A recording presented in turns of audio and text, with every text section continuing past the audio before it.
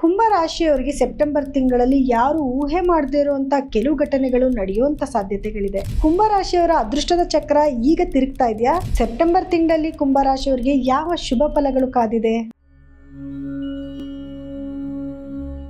ಜ್ಞಾನಾನಂದಮಯಂ ದೇವಂ ನಿರ್ಮಲ ಸ್ಫಟಿಕಾಕೃತಿಂ ಆಧಾರಂ ಸರ್ವ ವಿದ್ಯಾನಾಂ ಹಯಗ್ರೀವಂ ಉಪಾಸ್ಮಹೆ. ನನ್ನ ಸಮಸ್ತ ಆರಾಧ್ಯಂ ಚಾನೆಲ್ ವೀಕ್ಷಕರೆಲ್ಲರಿಗೂ ಕೂಡ ವಿಭಾ ಶೆಟ್ಟಿ ಮಾಡುವ ನಮಸ್ಕಾರಗಳು. ಮಾಸ ಭವಿಷ್ಯ ಕಾರ್ಯಕ್ರಮಕ್ಕೆ ತಮಗೆಲ್ಲರಿಗೂ ಸ್ವಾಗತ. ಈ ತಿಂಗಳು ಅಂದರೆ ಸೆಪ್ಟೆಂಬರ್ ತಿಂಗಳಲ್ಲಿ ಗ್ರಹಗಳ ಸ್ಥಾನಮಾನದ ಆಧಾರದ ಮೇಲೆ ಏನೆಲ್ಲ ದ್ವಾದಶ ರಾಶಿಗಳ ಮೇಲೆ ಪ್ರಭಾವ ಬೀರುತ್ತೆ ಅನ್ನೋದನ್ನು ನೋಡೋಣ. ಮೊದಲನೇದಾಗಿ ಗ್ರಹಗಳ ಸ್ಥಾನಮಾನ ಹಾಗೂ ಯಾವುದಾದ್ರೂ ಗ್ರಹಗಳ ಬದಲಾವಣೆ ಇದೆಯಾ ಅನ್ನೋದನ್ನ ತಿಳ್ಕೊಳ್ಳೋಣ. ಯಾವ್ಯಾವ ಗ್ರಹಗಳ ಬದಲಾವಣೆ ಇದೆ ಅಂತ ನೋಡೋಕೋದ್ರೆ, ಮೊದಲನೇದಾಗಿ ಇದೇ ತಿಂಗಳ 2ನೇ ತಾರೀಕು ಶುಕ್ರ ಗ್ರಹ ಕನ್ಯಾ ರಾಶಿಯಿಂದ ತುಲಾ ರಾಶಿಗೆ ಅಂದರೆ ತನ್ನ ಸ್ವಕ್ಷೇತ್ರಕ್ಕೆ ತನ್ನ ಪರಿವರ್ತನೆ ಆಗ್ತಾ ಇದೆ. ಇನ್ನು ಬುಧ ಗ್ರಹ 7ನೇ ತಾರೀಕು ಸಿಂಹ ರಾಶಿಯಿಂದ ಕನ್ಯಾ ರಾಶಿಗೆ ತನ್ನ ಪತನ ಬದಲಾಯಿಸ್ತಾ ಇದೆ. ಹಾಗೆ 17ನೇ ತಾರೀಕು ಸೂರ್ಯ ಗ್ರಹ ತನ್ನ ಸ್ವಂತ ಮನೆಯಾದ ಸಿಂಹ ರಾಶಿಯಿಂದ ಕನ್ಯಾ ರಾಶಿಗೆ ತನ್ನ ಪತನ ಬದಲಾಯಿಸ್ತಾ ಇದ್ರೆ, ಇನ್ನು ಕುಜ ಗ್ರಹ 18ನೇ ತಾರೀಕು ಮಿಥುನ ರಾಶಿಯಿಂದ ಕರ್ಕಾಟಕ ರಾಶಿಗೆ ತನ್ನ ಪತನ ಬದಲಾಯಿಸ್ತಿದೆ. ಹಾಗಿದ್ರೆ ಇನ್ನು ಬೇರೆ ಉಳಿದ ಗ್ರಹಗಳ ಸ್ಥಾನಮಾನ ಹೇಗಿದೆ ಅಂತ ನೋಡಿದ್ರೆ ನೋಡಿ, ಕುಂಭ ರಾಶಿನಲ್ಲಿ ರಾಹು ಸ್ಥಿತನಾಗಿದ್ದರೆ ಮೀನ ರಾಶಿನಲ್ಲಿ ಶನಿ ಸ್ಥಿತನಾಗಿರ್ತಾನೆ. ಹಾಗೆ ಕಟಕ ರಾಶಿನಲ್ಲಿ ಕುಜ ಹಾಗೂ ಗುರು ಗ್ರಹಗಳು ಸ್ಥಿತನಾಗಿದ್ದರೆ, ಇನ್ನು ಸಿಂಹ ರಾಶಿನಲ್ಲಿ ಕೇತು ಹಾಗೂ ಸೂರ್ಯ ಗ್ರಹ ಸ್ಥಿತವಾಗಿರುತ್ತೆ. ಹಾಗೆ ಇನ್ನು ಕನ್ಯಾ ರಾಶಿನಲ್ಲಿ ಬುಧ ಗ್ರಹ ಸ್ಥಿತವಾಗಿದ್ದರೆ ತುಲಾ ರಾಶಿನಲ್ಲಿ ಶುಕ್ರ ಗ್ರಹ ಸ್ಥಿತವಾಗಿರುತ್ತೆ. ಹಾಗಿದ್ರೆ ಬನ್ನಿ ದ್ವಾದಶ ರಾಶಿಗಳ ಮೇಲೆ ಏನೆಲ್ಲ ಪ್ರಭಾವ ಬೀರುತ್ತದೆ ಅನ್ನೋದನ್ನು ನೋಡೋಣ. ಇನ್ನು ಸೆಪ್ಟೆಂಬರ್ ತಿಂಗಳಲ್ಲಿ ಕುಂಭ ರಾಶಿಯವರ ಫಲಗಳು ಹೇಗಿರುತ್ತೆ ಅಂತ ನೋಡಿದ್ರೆ ನೋಡಿ, ನಿಮ್ಮ ರಾಶ್ಯಾಧಿಪತಿ ಆಗಿರುವಂತಹ ಶನಿ ಗ್ರಹ 2ನೇ ಮನೆಯಲ್ಲಿ ಸ್ಥಿತನಾಗಿದ್ದಾನೆ. ಹಿಮ್ಮುಖ ಸಂಚಾರವಾಗಿ ಲಗ್ನನೇ ನೋಡ್ತಾ ಇದ್ದಾನೆ. ಏನೇ ಆದರೂ ಕೂಡ ನಿಮಗೆ ಫಿನಾನ್ಷಿಯಲಿ ಏನು ಪ್ರಾಬ್ಲಮ್ಸ್ ಬರೋದಿಲ್ಲ. ಯಾಕಂದರೆ 2ನೇ ಮನೆಯಲ್ಲೇ ನಿಮಗೆ ನಿಮ್ಮ ಲಗ್ನಾಧಿಪತಿ ಕೂತ್ಕೊಂಡಿದ್ದಾನೆ, ಲಗ್ನನೂ ನೋಡ್ತಾ ಇದ್ದಾನೆ. ಸೊ ಹಣಕಾಸಿಗೆ ಏನು ಸಮಸ್ಯೆಗಳು ಬರಲ್ಲ. ಆದರೆ ಫ್ಯಾಮಿಲಿನಲ್ಲಿ ಏನಾದರೂ ಕೆಲವು ಸಮಸ್ಯೆಗಳು ಬರುವಂಥದ್ದು, ನಿಮ್ಮನ್ನು ಏನೋ ಒಂದು ನಿಮ್ಮ ಮೇಲೆ ನಿಮ್ಮ ಮಾತಿಗೆ ಒಂದು ಬೆಲೆ ಕೊಡದೇ ಇರುವಂಥದ್ದು, ಅಥವಾ ನೀವೇ ಏನಾದರೂ ಅಪ್ಪಿತಪ್ಪಿ ಮಾತಾಡೋದ್ರಿಂದ ಕೆಲವು ಸಮಸ್ಯೆಗಳನ್ನ ನಿಮ್ಮ ಮೇಲೆ ನೀವೇ ಏರ್ಕೊಳ್ಳೋವಂಥ ಸಾಧ್ಯತೆಗಳು ಜಾಸ್ತಿ ಆಗಿರುತ್ತೆ. ಸ್ವಲ್ಪ ಕೇರ್ಫುಲ್ಲಾಗಿರಬೇಕು. ಮಾತಾಡಬೇಕಾದ್ರೆ ಏನು ಮಾತಾಡ್ತಿದ್ದೀನಿ ಅಂತ ಯೋಚನೆ ಮಾಡಿ ಮಾತಾಡಿ. ಗುರುವಿನ ದೃಷ್ಟಿನೂ ಕೂಡ ಬೀಳ್ತಾ ಇರೋದ್ರಿಂದ 2ನೇ ಮನೆ ಮೇಲೆ ಖಂಡಿತವಾಗ್ಲೂ ನೀವು ಆಲೋಚನೆ ಮಾಡಿ ಮಾತಾಡಿದ್ರೆ ಒಳ್ಳೆ ಬೆಲೆ ಖಂಡಿತವಾಗ್ಲೂ ಸಿಕ್ಕತ್ತೆ. ಇನ್ನು ನಿಮಗೆ ನೋಡಿ, 6ನೇ ಮನೆಯಲ್ಲಿ ನಿಮಗೆ ಗುರುವಿನ ಸಂಚಾರ ನಡೀತಿದೆ. ಅದೇ ಜಾಗದಲ್ಲಿ ಕುಜನು ಕೂಡ ಸ್ಥಿತನಾಗಿದ್ದಾನೆ. ಸೊ ಇದರಿಂದ ಏನಾಗುತ್ತೆ ಅಂತಂದರೆ, ಸ್ವಲ್ಪ ರೋಗ ಋಣ ಶತ್ರು ಅಂತ ಕೊಡುವಂಥ ಮನೆ 6ನೇ ಮನೆ ಆಗಿರೋದ್ರಿಂದ ಆರೋಗ್ಯ ಸಮಸ್ಯೆಗಳು ಯಾವುದೇ ಅದು ಶುಗರ್ ಆಗಿರ್ಬೋದು, BP ಆಗಿರ್ಬೋದು, ಅಥವಾ ರಕ್ತಕ್ಕೆ ಸಂಬಂಧಪಟ್ಟಿರುವಂಥದ್ದಾಗಿರ್ಬೋದು, ಮೂಳೆಗಳಿಗೆ ಸಂಬಂಧಪಟ್ಟಿರುವಂಥದ್ದಾಗಿರ್ಬೋದು, ಕೆಲವು ಸಮಸ್ಯೆಗಳು ಬರೋ ಚಾನ್ಸಸ್ ಇರುತ್ತೆ. ಶತ್ರುಗಳ ಕಾಟ ಜಾಸ್ತಿ ಆಗುವಂಥದ್ದು, ಅಥವಾ ಏನಾದರೂ ವಾಹನ ಚಲಾವಣೆ ಮಾಡಬೇಕಾದ್ರೆ ಆಕ್ಸಿಡೆಂಟ್ಗಳಾಗಿ ಪೆಟ್ಟಾಗೋ ಸಾಧ್ಯತೆಗಳಿರುತ್ತೆ. ಆರೋಗ್ಯದಲ್ಲಿ ಏರುಪೇರುಗಳಾಗೋ ಸಾಧ್ಯತೆಗಳಿರುತ್ತೆ. ಸ್ವಲ್ಪ ಕೇರ್ಫುಲ್ಲಾಗಿರಿ. ಏನೇ ಸಮಸ್ಯೆ ಬಂದರೂ ಆಗಿಂದಾಗಲೇ ತೋರಿಸ್ಕೊಂಡು ಅದಕ್ಕೆ ಪ್ರಿಕಾಷನ್ ತಗೊಳ್ಳಿ.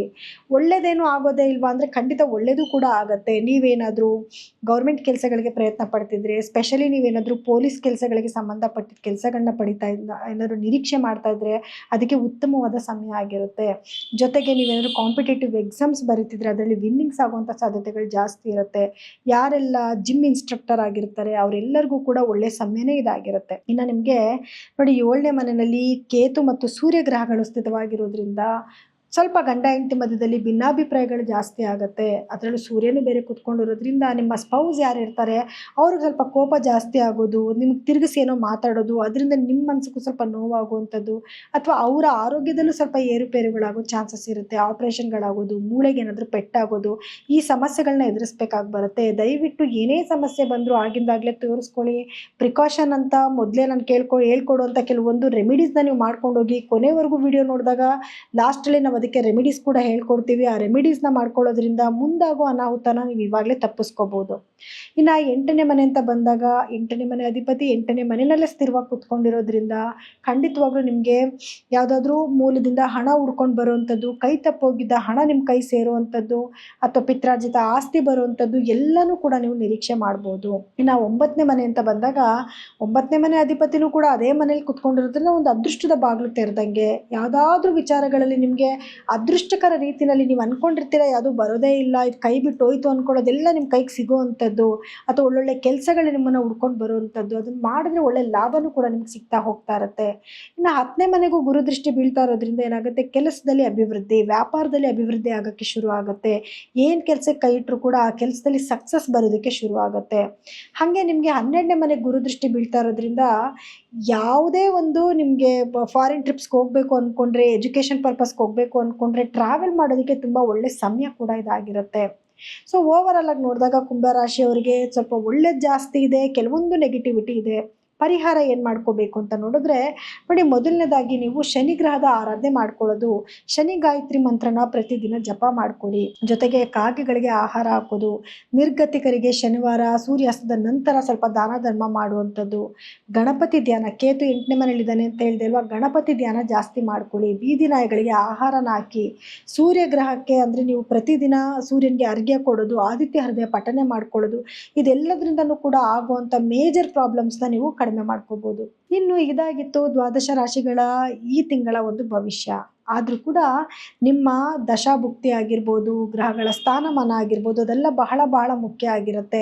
ದಯವಿಟ್ಟು ನಿಮ್ಮ ಒಂದು ದಶಾಭುಕ್ತಿ ಏನು ನಡೀತಿದೆ, ಒಳ್ಳೆ ಮನೆಯದು ನಡೀತಿದೆಯಾ ಅಥವಾ ದುಸ್ಥಾನಾಧಿಪತಿಗಳೇನಾದರೂ ಆ್ಯಕ್ಟಿವ್ ಆಗಿದ್ದಾರಾ ಅನ್ನೋದನ್ನ ನೋಡ್ಕೋಬೇಕಾಗತ್ತೆ. ಅದಕ್ಕೆ ತಕ್ಕ ಪರಿಹಾರ ಮಾಡ್ಕೊಂಡು ಹೋಗೋದ್ರಿಂದ ಖಂಡಿತವಾಗ್ಲೂ ನಿಮ್ಗೆ ಆಗುವಂಥ ಮೇಜರ್ ಪ್ರಾಬ್ಲಮ್ನ ಖಂಡಿತ ರಿಡ್ಯೂಸ್ ಮಾಡ್ಕೋಬೋದು. ನೀವೇನಾದರೂ ನಿಮ್ಮ ಜಾತಕಗಳನ್ನ ಪರಿಶೀಲನೆ ಮಾಡಿಸ್ಕೋಬೇಕು ಅಂದರೆ ಕೆಳಗಡೆ ಸ್ಕ್ರೋಲ್ ಆಗ್ತಿರೋಂತಹ ನಮ್ಮ ನಂಬರ್ಗೆ ಕರೆ ಮಾಡಿ ನಿಮ್ಮ ಅಪಾಯಿಂಟ್ಮೆಂಟ್ನ ಫಿಕ್ಸ್ ಮಾಡ್ಕೋಬೋದು. ಸೊ ಎಲ್ಲರಿಗೂ ಕೂಡ ನನ್ನ ಧನ್ಯವಾದಗಳು.